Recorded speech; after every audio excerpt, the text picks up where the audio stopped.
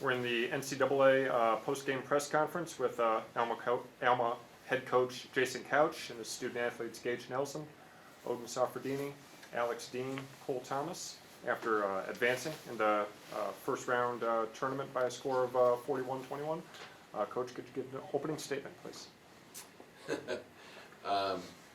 I'm super proud of these men and the rest that make up the Scots.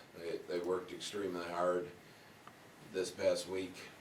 I was a little concerned that maybe we'd always be happy with the regular season, but I was hoping we weren't satisfied, and so made that challenge this past week, and each day guys came out and worked very hard, so very proud of them.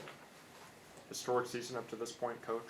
Can you talk a little bit about putting this into context about what this means for the program? It's almost hard to imagine, I think, what this means to the program.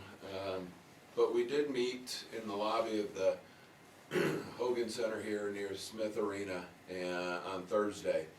And I told the guys that leaving a legacy means a lot to I think all of us, and this was an opportunity for us to do so, right? The first win in college football, our Alma Scots football history, kind of, I hope maybe guarantees that this team will be coming back in 10 years as Hall of Fame team.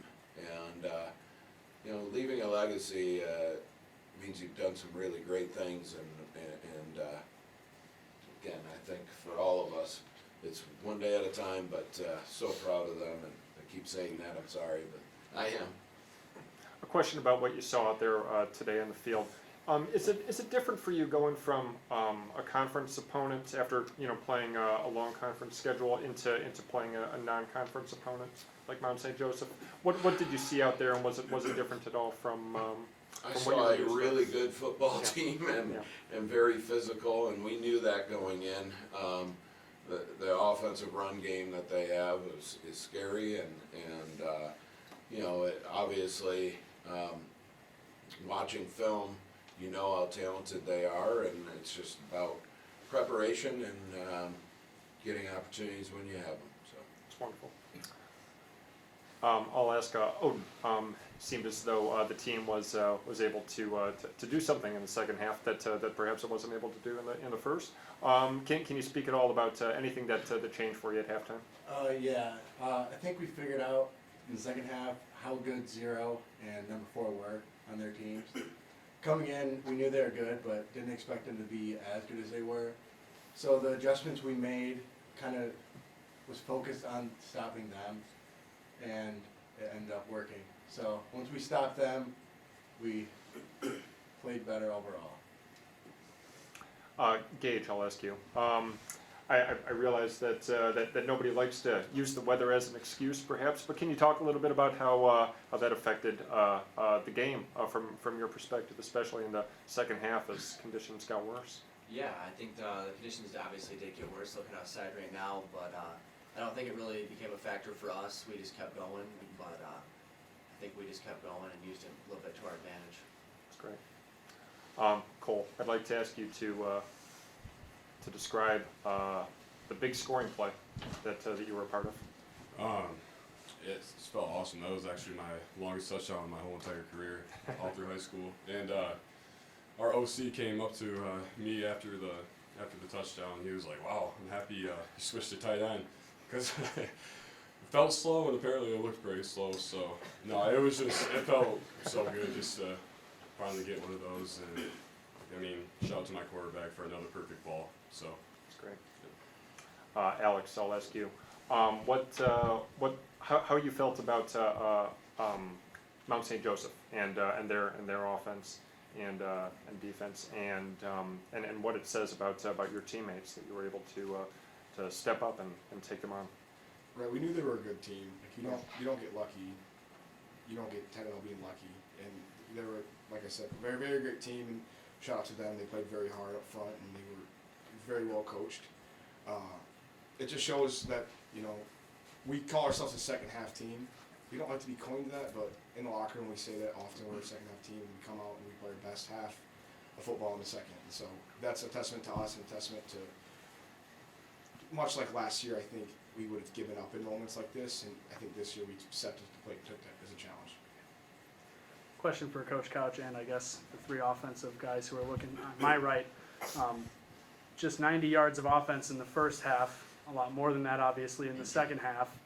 What changes from your guys? What was the big change? That were we seeing things differently, or what was the adjustment really that we made that all of a sudden things really started to click as the game went on? Well, I think once we were able to get a couple first downs rolling and get into our tempo and our rhythm, that's when we started to, bring on more yards. The first downs obviously were huge, but then our quick tempo right after those allowed us to accumulate more of those yardage in the second than we were in the first. Able to pick up on a little bit of maybe some tendency of what they were doing to us into the wind compared to, with the wind at our backs. But, it was about execution, blocking up front, and these guys took care of it and did really well. And we've heard from Coach Couch about what it means to be part of a history-making victory. And as players now, the four of you, you've been a part of a pair of history-making wins in the last 2 weeks. What does this look like from your guys' point of view? I know we know what it looks like from Coach Couch's point of view and the work that he puts in, but what does it look like through the eyes of a player? Any one of you can answer that. I'm not going to limit it. So, being a fifth-year guy, this is everything you dream about coming back. You couldn't ask for a better season so far, and so to us, it's so, I want to say inspiring, because it really shows us that, we call ourselves a ragtag bunch of guys. We don't come from huge programs, we don't come from these big name-brand football teams, we're just a bunch of backwoods kind of guys, and, it pays testament to us, and it's awe-inspiring. It shows us that we really, anybody can do it. And we've really shown that, I guess. This guy comes back for his fifth year, has to student teach every single day, so is working 7 to 3 and then races to get to practice.